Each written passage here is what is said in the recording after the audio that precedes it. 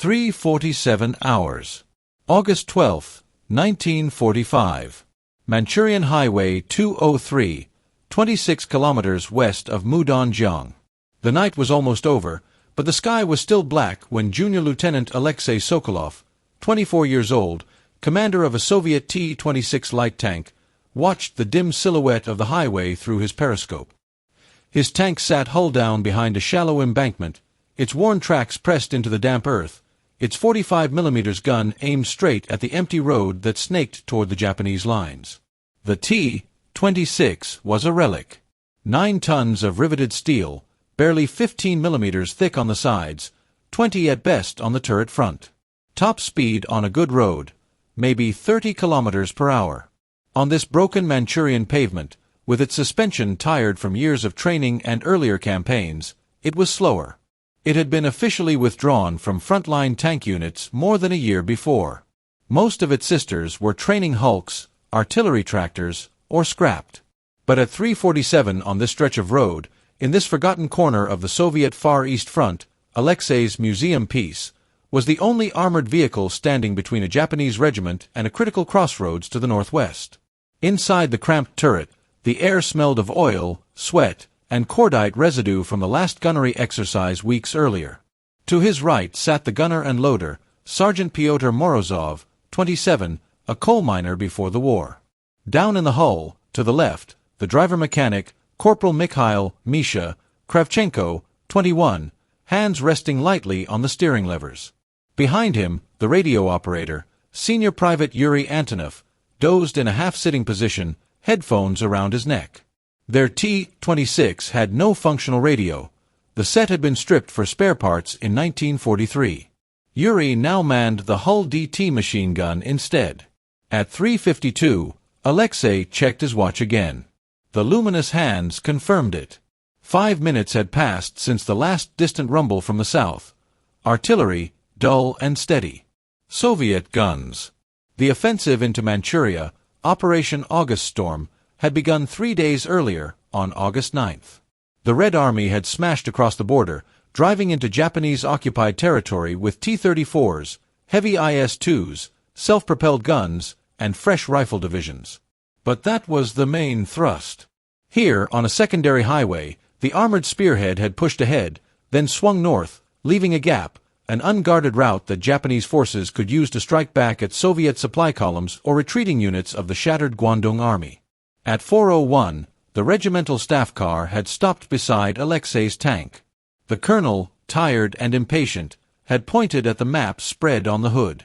"You will hold this intersection," he had said, tapping the thin line of Highway 203 with a pencil. "You and whatever infantry arrives. For as long as you can. We have nothing else in this sector. Comrade Colonel, this tank," Alexei had begun, glancing almost apologetically at the squat shape of the T-26. The colonel had cut him off. "It moves, it shoots, it has armor. That makes it a tank. You are a tank commander. You will delay them." Now, at 4:09, the staff car was long gone, taking the map and any illusion of reinforcement with it. The promised infantry had not arrived. Somewhere behind them, a motorized column struggled along muddy side roads, but there was no guarantee they would reach this position before contact. Alexei lowered himself deeper into the turret and spoke quietly. "Pyotr, final checks." The gunner ran his hand along the breech of the 45mm 20K gun. The weapon had a maximum effective range of about 1,500 meters against light armor, less for a clean penetration. Against trucks and soft-skinned vehicles, it was more than enough. Breech clean. Elevation and traverse working. "Sights dirty but usable," Pyotr reported. "We have 54 armor-piercing, 18 high-explosive. DT drums, 16 loaded, 8 spare. Driver." Alexei called down. "Fuel at half, Comrade Lieutenant. Engine starts on first crank now." Misha's voice echoed up from the hull. "But we should not run more than necessary. The cooling system leaks." The T-26's 90 horsepower gasoline engine coughed once when they tested it at 417, then settled into a rough idle. Designed in the early 1930s, Built under license from the British Vickers 6-ton, it was never meant for a campaign 12 years later in the mountains and plains of Manchuria. But it ran. That was all that mattered. At 4:26, they cut the engine to avoid revealing their position by sound. The tank now sat silent, a dark lump beside the highway, partially covered with branches. The short barrel of the 45mm gun protruded over the roadside ditch like a blunt finger pointing south. Inside, they waited. 4:39. A truck passed somewhere in the distance, not on the highway but on a parallel dirt road. Soviet, by the sound. Diesel. Its noise faded. 4:57. The eastern sky grew gray. Visibility improved to about 800 meters. The highway ahead showed empty, curving between low, scrub-covered hills. The terrain to the right was open enough for a few vehicles to pull off the road, but not for large-scale maneuver. To the left, a shallow ravine and scattered birch trees created dead ground and potential cover, for them and for any enemy infantry. At 5:12, Alexei heard it, a faint murmur of engines from the south. Not one vehicle, but many. He pressed his eye to the periscope. "Everyone up," he said. "They're coming." The plan was simple. He had drawn it in the dirt with a stick at 4:03, right after the colonel left. Let the first vehicles come into the killing zone, between 400 and 600 meters. Hit the lead truck or armored car with the first shot. Hit the last with the second.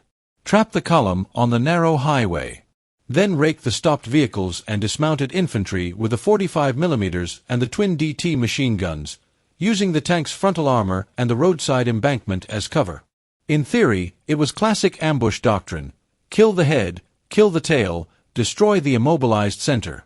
In practice, they were 4 men in an obsolete tank with thin armor, no radio, and limited ammunition, facing an unknown number of Japanese troops. At 5:19, the first shapes emerged from the haze. Through the periscope, Alexei saw the profile of a Type 94 truck, short nose, canvas-covered back, followed by another and another. Behind them, lower and more squat, came what looked like a Type 95 Hagolite tank or maybe a tankette. The silhouette was small, turreted, moving at the same pace as the trucks. He counted 1, 2, 3, 4 trucks. Then a gap. Then more. The column was long, stretching back beyond the curve in the road. "Japanese motor column," he said quietly. "At least a company of infantry. Possibly more behind. Light armor present."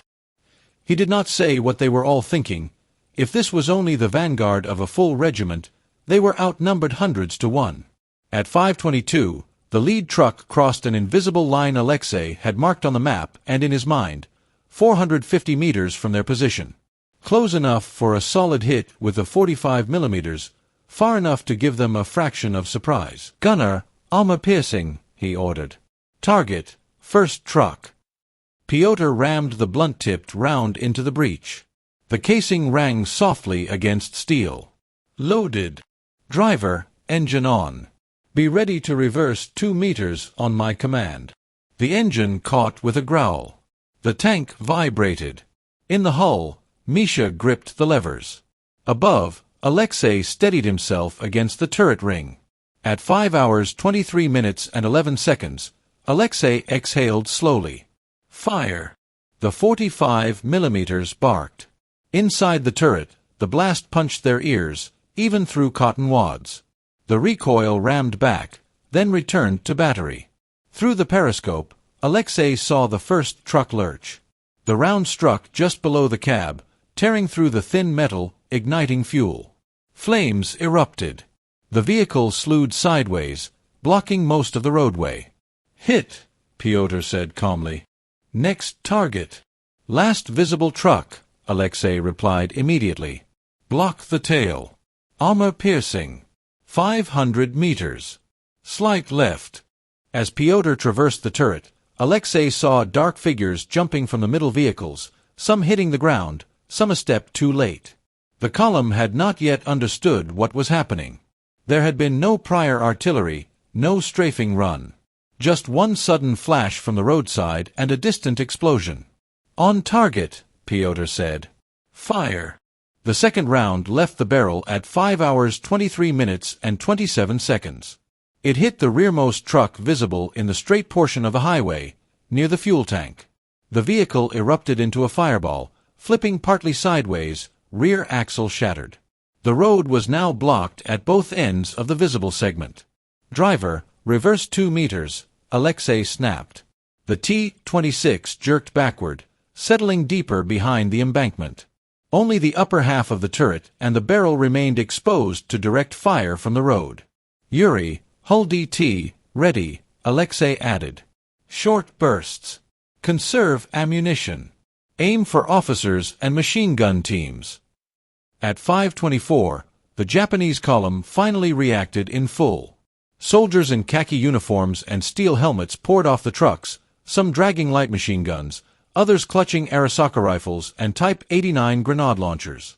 A whistle shrilled above the rising chaos. The small tank or tankette at the center of the column accelerated, trying to push forward through the smoke. For men inside an old Soviet light tank watched them come, each knowing that this position, this moment, would be the measure of their courage and their machine. Alexei checked his watch one more time. 5 hours 24 minutes and 41 seconds. The battle for Highway 203 had begun. 5 hours 24 minutes and 41 seconds. The battle for Highway 203 had begun. At 5:25, the Japanese light tank pushed through the smoke of burning trucks. It was a Type 95 Hago, about 7.4 tons, its 37mm gun shifting left and right, searching for the source of the ambush.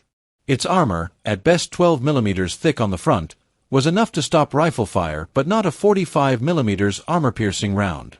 Gunner, Hago, center of road, 600 meters, Alexei said. AP. Aim low front plate. Piotr leaned into the sight, compensating for the slight rise of the road. On. Fire. The third shot left the T-26's barrel at 5 hours 25 minutes and 19 seconds. The flash lit the turret interior, then was gone. Through the periscope, Alexei saw the round hit just below the Hago's gun mantlet. A bright spark, then a dull impact. The Japanese tank staggered. A second later, a thin jet of flame burst from the turret ring. The vehicle rolled another 10 meters, then stopped dead, smoke venting from open hatches as crewmen tried to bail out. DT, short burst on the tank, Alexei ordered. Yuri's hull machine gun chattered. 7.62mm rounds stitched across the side of the Hago. One figure at the hatch jerked and fell back inside. Another slid down the hull and did not move. At 5:26, the Japanese column was fully engaged. Infantry hit the ditches on both sides of the highway. Some crawled forward, using the trucks as cover. Others set up Type 96 light machine guns behind wheels and engine blocks, their crews trying to locate the Soviet firing position. A burst of Japanese automatic fire slapped across the embankment in front of the T-26. Dirt spattered against the hull. Driver, hold steady, Alexei said. We're good here. Gunner, switch to he. Hit the trucks in the middle. From 5:27 to 5:31, the T-26 fired methodically. High-explosive rounds slammed into the congested center of the column. A hit on a loaded truck triggered a secondary explosion, ammo or fuel, sending fragments and burning debris into the air. Another round punched into the side of a vehicle carrying a disassembled heavy machine gun. The weapon and its crew vanished in the blast. Each time the 45mm roared, Piotr counted the shells down in his head. His ammunition dropped from 18 to 10 in less than 5 minutes. He down to 10, he reported at 5:32. AP still over 40.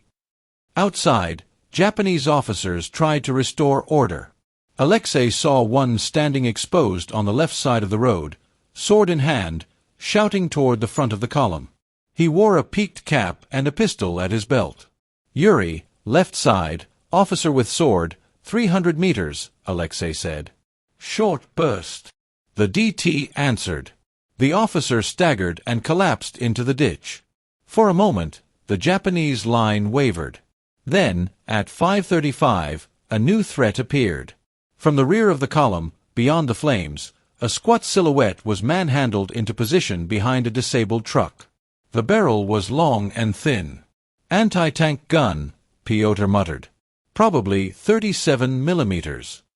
Alexei agreed. The Type 1 37 millimeters at gun could penetrate about 45 millimeters of armor at close range. Against the T-26's 15 to 20 millimeters plates, it was lethal at any distance they were likely to fight. Gunner, AP. Target, at gun behind third burning truck. Range 700. "You see it." Pyotr tracked slowly, hunting for the muzzle flash he expected. "Not yet. Too much smoke." At 5 hours 36 minutes and 9 seconds, the Japanese gun fired first. The flash was brief, half hidden by the blaze of nearby vehicles, but the sound of the shot was distinct, sharper than the tank's 45 millimeters. A second later, the round struck the embankment just right of the T-26's turret. Dirt and rock blasted against the hull. A fragment clanged off the turret ring. "Miss," Misha called from below, more in relief than analysis. They would not be so lucky if the next shot hit squarely. "Gunner, watch for that flash." "The moment you see it, fire," Alexei said.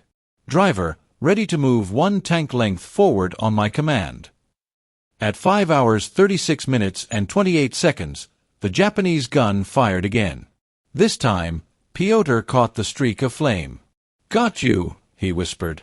His return shot went out before the Japanese crew could reload. The 45 millimeters AP round hit low, where the truck's ruined chassis met the at-gun shield. The explosion flipped the light carriage sideways. 2 of the gun crew went down instantly, a third crawled a few meters, then stopped. "That's 1 gun," Alexei said. "But they may have more." For a brief moment, at 5:38, there was a lull. Smoke hung over the highway. Bodies and burning vehicles clogged the road. The Japanese were pinned in the ditches, their forward movement completely halted. The regiment, or at least its leading battalion, was now stuck on Highway 203. Far away from the smoke and noise of the morning, the story of how Alexei had ended up in this antique tank had begun years earlier. He had been 18 when Germany invaded the Soviet Union in June 1941. By December 1941, he was a tank cadet in a rushed training program. The Red Army had lost thousands of tanks in the first months and needed officers badly. He first commanded a T-34 in 1943 on the Eastern Front, fighting near Smolensk. There, he learned the brutal arithmetic of tank warfare: penetration, armor thickness, range, terrain. He saw friends killed in T-70s and T-26s, machines exactly like the one he now commanded.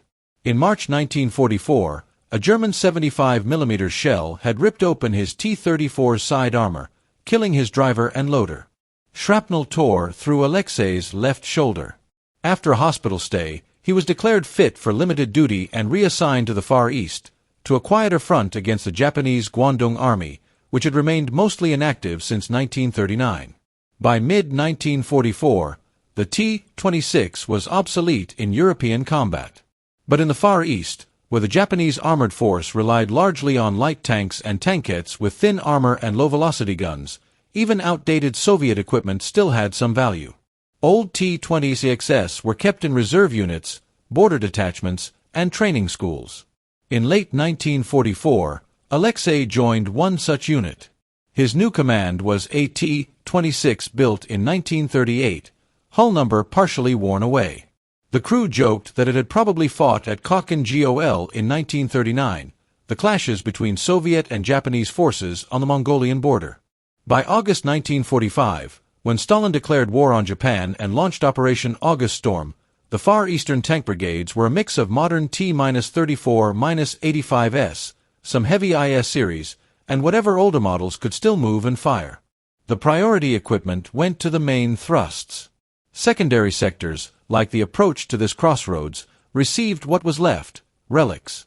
Which is how, at 5:40 on August 12, 1945, a veteran of the Eastern Front sat in a light tank designed in the early 1930s, facing a Japanese force many times his number. Back on Highway 203, the Japanese adjusted their tactics. At 5:43, Alexei spotted small groups of infantry breaking away from the main ditches, moving through the ravine on the left. They were trying to use dead ground to close the distance, likely with satchel charges or magnetic mines. "Left side, ravine," he said. "Yuri, watch that sector. Short bursts. Gunner, he, 2 rounds into the ravine mouth." At 5:44, 2 He shells exploded at the edge of the ravine, throwing up dirt and splinters. Some of the Japanese attackers were caught in the blasts, others flattened themselves against the ground and kept crawling. The T-26 SDTs opened up, turret and hull guns firing in staggered bursts. 7.62 mm rounds chewed into shrubs and loose earth. Figures dropped. A few kept moving. "He down to 6, Piotr reported at 5:48. "We're burning through it." "Conserve," Alexei said. "Use AP on trucks and armor. He only for infantry concentrations and obvious heavy weapons." By 5:50, enemy fire intensified again. A seconded gun, or perhaps a captured Soviet 45 mm, began firing from further back, using the gaps between the burning vehicles for line of sight. The shots were closer now. One round struck the embankment just in front of the T-26, showering the hull with fragments. Another clipped the top of the turret, leaving a bright scar in the paint and a dent in the thin armor. Inside, the impact sounded like a hammer blow on a steel barrel. Everyone flinched. "That one would have gone through if it hit square," Piotr said quietly. "Then we don't let them hit square," Alexei answered. "Driver, alternate. Forward 2 meters, back 2 meters, every 30 seconds. Don't be predictable." From 5:52 to 6:10, the duel continued. The T-26 shifted constantly along the embankment, exposing only a narrow slice of turret each time it fired. The Japanese at gun tried to track the movement, but smoke, vibration, and the constantly changing angle worked in the Soviets' favor. At 6:03, a Japanese shell finally struck true, hitting the lower front plate of the embankment and fragmenting upward. A fragment punched through the thin hull near the driver's feet, slicing into Misha's left boot. "Driver hit," Misha shouted, more in surprise than pain. Blood spread under his heel. "Can you still move us?" Alexei demanded. "Yes.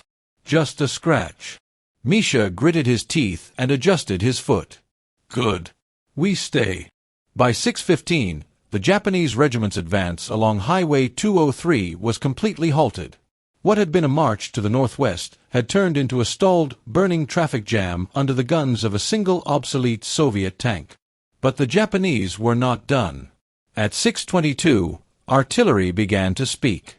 The first shells fell short, landing 100 meters behind the T-26, in a field. The second salvo walked closer, bracketing the embankment. The Japanese had decided to smash the position with indirect fire. Inside the tank, the crew listened to the growing howl of incoming rounds. Alexei glanced at his watch. 6 hours 24 minutes and 37 seconds. They had been fighting for just over an hour. He had no idea how many of the enemy lay dead or wounded along the highway. He only knew one thing with certainty. As long as the T-26 remained in action, the Japanese regiment was going nowhere. He tightened his grip on the turret rim. "Prepare for artillery," he said. "We're not leaving." 6 hours 24 minutes and 37 seconds. Inside the T-26, the first serious artillery salvo arrived at 6:25. 4 shells, likely 75 mm or 105 mm, came in from the south-southeast, fired from guns hastily unlimbered along the highway's axis. The blasts walked in, one after another. The first detonated 80 meters short of the embankment, throwing dirt and fragments forward. The second hit just behind the tank, spraying the rear hull with shrapnel that rang off the engine deck. The third and fourth fell left and right, bracketing their position in explosions that made the thin armor vibrate like a drum. The crew ducked instinctively, though they knew it was pointless. If a round landed directly on the tank, no gesture would save them. "Stay low, keep helmets on," Alexei ordered. "Gunner, hold fire until the barrage pauses. Driver, engines off between salvos." Reduce the heat signature. At 6:27, a second salvo came in, this time further back along the road, hitting the area behind the T-26. The Japanese were adjusting, using observed fire from forward observers in the ditches. Their goal was simple: destroy the Soviet position by weight of shells. The T-26 was not designed to withstand concentrated artillery. Its 15 to 20 millimeters of armor could stop rifle rounds and light shell fragments, but a direct hit from even a medium-caliber He shell would turn it into scrap. For 10 minutes, from 6:27 to 6:37, the bombardment continued in irregular salvos of 3 to 6 rounds. Detonations hammered the ground around the embankment. Fragments pinged off the hull and turret. Dust and fine soil filtered in through every gap and weld seam. At 6:31, one shell exploded less than 10 meters to the right of the tank. The blast slammed the T-26 sideways, rocking it on its suspension. A chunk of shrapnel punched through the right side fender, tearing open a section of thin sheet metal. Yuri, closest to that side, flinched as rust flakes cascaded down over his shoulders. "Still here," he muttered, more to himself than to anyone else. "Report," Alexei called. "Driver alive," Misha replied. "Foot still bleeding. Controls okay. Gunner intact," Pyotr added. "Main gun holding 0. Radio operator and hull gunner alive," Yuri said. "DT still works." At 6:34, the barrage shifted forward onto the highway itself, smashing burning trucks and already wrecked vehicles. Japanese artillery was trying to clear the blockage and hit any hidden Soviet positions in the same stroke. For the crew inside the T-26, this was both good and bad. The immediate pressure on their own position lessened slightly, but the growing smoke and dust reduced visibility. It became harder to pick out movement between the wrecks. "Once the guns lift, they'll try to push through again," Alexei said. "We hit anything that looks like armor or officer vehicles first. Keep AP ready." At 6:38, the artillery tapered off. The last shell landed somewhere to the north, fading into a low rumble. In its wake came silence, broken only by crackling fires and the occasional pop of cooking ammunition. Slowly, figures began to move again along the highway. 6:41. A group of about 20 Japanese infantry emerged from the ditches near the middle of the wrecked column, waving flags and shouting orders. Behind them, soldiers began dragging disabled vehicles off the road, trying to clear a narrow path between the still-burning wrecks. "They're determined," Pyotr said quietly. "They want this road." "They need this road," Alexei replied. "Regimental main body is probably stacked up kilometers behind. If they don't clear it, they're stuck all day." The Soviets had been ordered to delay, not necessarily to destroy. But so far, they had done both. 2 rounds at that work party," Alexei ordered. "Range 500. Use the truck frame as reference." At 6:43, 2 high-explosive shells went out in quick succession. The first hit near the group of flag-waving soldiers, blowing 3 of them off their feet and scattering the rest. The second landed among the men dragging a truck carcass, shredding tires and bodies alike. "They're learning," Alexei said as the surviving infantry dove for cover again. "Every time they show themselves in the open, they get punished." From 6:45 to 7:05, the battle settled into a grim rhythm. Soviet side. The T-26 fired single 45mm rounds at clusters of enemy infantry, crew-served weapons, and any vehicle that looked intact enough to move. The turret and hull DT machine guns raked ditches, ravine edges, and suspected footholds. The driver kept the tank in a constant shallow dance, forward a few meters, back a few meters, angled slightly left or right to complicate enemy aim. Japanese side. Snipers and light machine gun teams tried to pick off exposed periscopes and vision slits. Mortar teams, likely with 81mm tubes, dropped rounds near the embankment, though their accuracy was limited by smoke and the small visible target. Small infiltration groups probed both flanks, attempting to find a way around the T-26's fire arc. At 6:58, a mortar round exploded almost directly in front of the T-26, on the embankment slope. Though the blast was mostly absorbed by the earth, several fragments peppered the gun mantlet. One shard gouged a shallow groove into the 20mm front plate. Inside the turret, the impact felt like a hammer strike to the chest.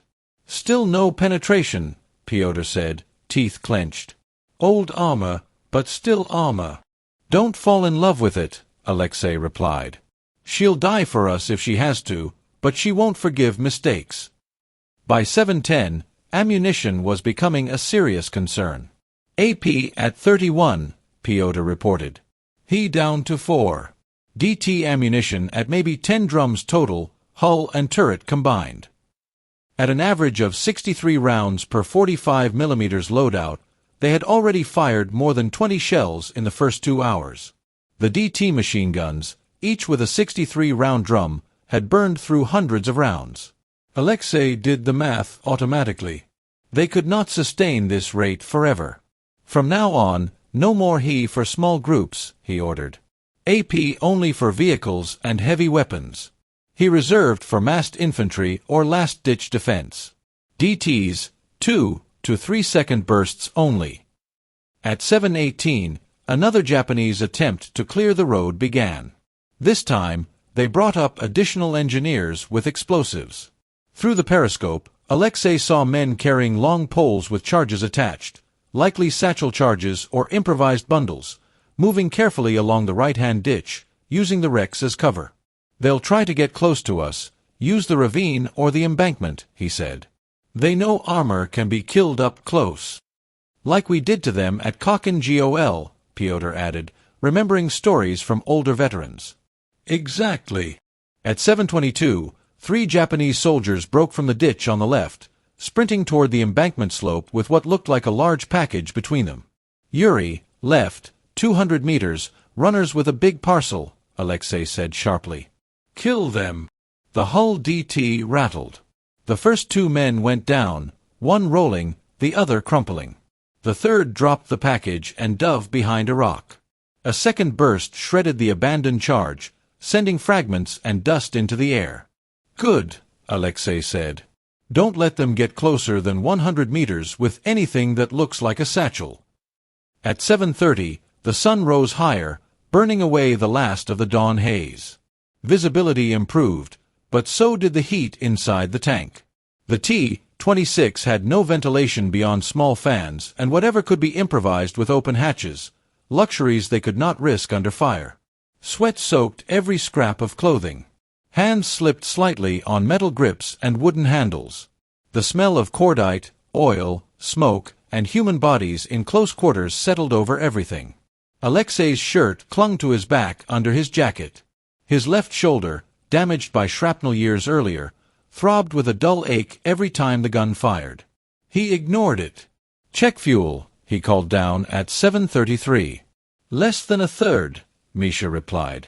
"But enough to reposition a few times or pull back if ordered." There was no order to pull back. There had been no communication at all since the colonel's brief visit hours earlier. Without a radio, the T-26 was blind to the larger battle. They knew nothing of the progress of Soviet offensive operations around them. For all they could tell, they were alone on this sector of the front. At 7:41, another wave of Japanese infantry attempted to move up using the ravine. This time they were better coordinated. 2 light machine gun teams laid down covering fire while a dozen men advanced in bounds. "Gunner, ravine, he, 2 rounds," Alexei ordered.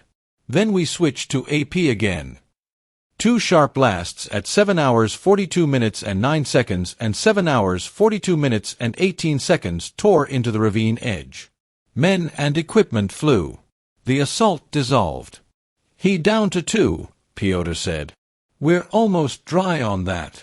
Alexei considered the map in his mind. By now, the Japanese regimental commander had to be furious. His schedule, likely planned down to the half-hour, was wrecked. A regiment held up by 1 tank was a tactical embarrassment and a logistical nightmare. At 7:50, the artillery returned. This time, the pattern suggested a heavier caliber, perhaps 105 mm or 120 mm. The blasts were deeper, the concussions more powerful. Shells landed both on the highway and in the field behind the T-26, attempting to bracket not only the tank but any hypothetical support. "Driver, angle us 10 degrees right," Alexei ordered between salvos. "If they walk the fire, they'll overshoot where we were." From 7:52 to 8:05, the T-26 endured its second major bombardment of the morning. The crew said little. There was nothing to say. Each was alone with his fear, his routine, and the thin steel around them. At 8:03, a shell landed so close to the embankment that the tank tipped slightly, its right track lifting for a moment. A fragment smashed into the turret roof, punching a shallow dent just above Piotr's head. Dust rained down. "You still see?" Alexei asked, once the ringing in his ears subsided. "Still see," Piotr answered. "Gun still good. We keep shooting." At 8:07, the artillery fire slackened again. Once more, Japanese infantry began to move, cautiously, among the wrecks. The pattern was repeating, but something had changed. Through the periscope, Alexei saw new shapes further back on the road. Larger vehicles, with a more angular profile. "Gunner, check rear of the visible column," he said. "Do you see what I see?" Piotr squinted through the dust-coated sight. "Yes," he said after a moment. "Looks like more armor. Possibly 2 more Hagos. Maybe command vehicles." The Japanese regiment was committing heavier elements. The skirmish on Highway 203, once just an ambush on a lead battalion, was turning into a full-scale fight between a larger portion of the regiment and a single old tank on an embankment. Inside the T-26, ammunition was low, fuel was dwindling, and the crew was exhausted. But the road was still blocked. The Japanese regiment was still pinned. Alexei checked his watch. 8 hours 9 minutes and 26 seconds. They had been fighting for nearly 3 hours. He wiped sweat from his eyes, gripped the turret ring, and leaned into the periscope again. "Gunner," he said quietly, "load AP. We're not done yet."